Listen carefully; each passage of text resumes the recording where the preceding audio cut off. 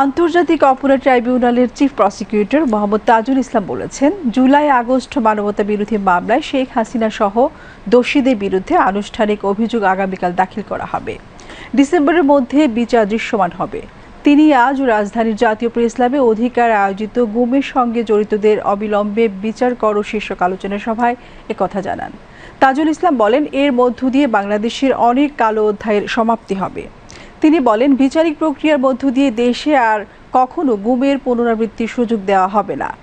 অধিকারের সভাপতি ডক্টর তাসনিম সিদ্দিকের সভাপতিত্বে আলোচনা সভায় দ্রিকের ব্যবস্থাপনা পরিচালক শহীদুল আলম সহ বিশিষ্ট ব্যক্তিবর্গ বক্তব্য রাখেন। এই গুমের সংস্কৃতির ধ্বংস করে দেওয়ার প্রথম পদক্ষেপটাই ছিল জুলাই বিপ্লব বা 5ই আগস্ট। বিচারের কাজ পুরোদমে আগাচ্ছে। দুনিয়াব্যাপী যে আন্তর্জাতিক অপরাধ ট্রাইব্যুনালগুলো আছে সেখানেও প্রথম তদন্ত রিপোর্ট 2 বছরের আগে কোথাও আসেনি। আমাদের প্রথম তদন্ত রিপোর্ট 6 মাসের মাথায় আমরা পেয়েছি।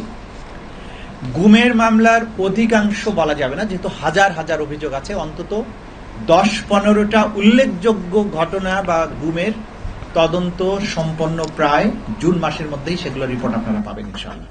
যে গুম বাংলাদেশে মানবতা বিরোধী অপরাধ এবং আয়নাঘরের জন্ম, যে সংস্কৃতি যার কারণে হয়েছিল, যে একজন ব্যক্তিকে ক্ষমতায় রাখার জন্য এত কিছুর আয়োজন করা হয়েছিল, কালচারে পরিণত করা হয়েছিল, সিস্টেম ডেভেলপ করা হয়েছিল, সেই অপরাধের যিনি নিউক্লিয়াস, তার বিরুদ্ধে আনুষ্ঠানিক অভিযোগ ইনশাআল্লাহ আগামীকালকে আমরা দাখিল করতে যাচ্ছি এবং আশা করছি আগামী ডিসেম্বরের মধ্যে বিচারের ব্যাপারে বাংলাদেশ এক উল্লেখযোগ্য অগ্রগতি দেখতে পাবে।